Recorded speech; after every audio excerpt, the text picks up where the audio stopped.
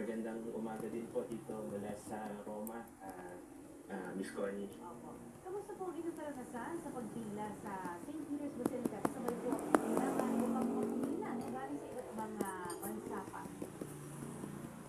Kagabi nandun kami, nagsimula kami ng mga alas 7 ng gabi, nakapasok na kami mga alas 11. So, umabot ng mga 4 na oras hanggang 5 oras yung pagpila. At dun sa unang announcement, parang hanggang alas 12 lang yung open. Pero napansin namin hanggang alauna meron pa rin pumapasok. Mukhang lagpas alauna, 1:30 pa nagpapasok pa sila. Kaya medyo nag-extend pa sila ng oras para ma-accommodate pa yung mas marami. Hindi ako kakan. Makapagbigay pa rin. Spinach to! Talagang marami Tsaka baylo! Yun nga yung sakit ng kamay ko.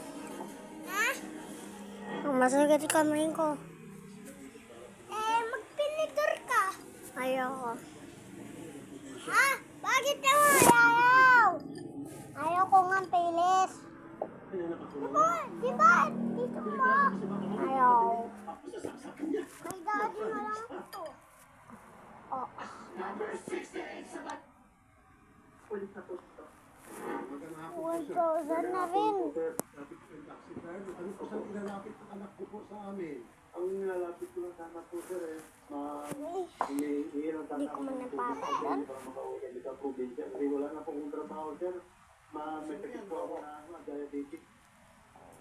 Kayong dalawa kumain dyan.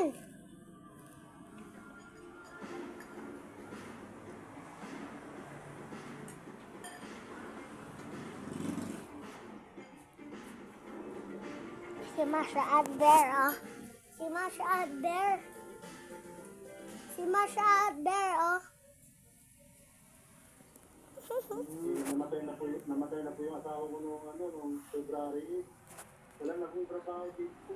Kaya uwi na ako sa Pilipinas. This is a 3-second song.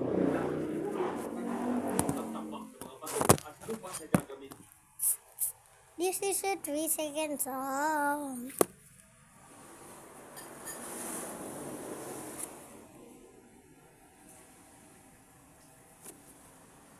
Sabi, na isilang parang biktima. Laban sa asawa. Nakatutok si John Consulta.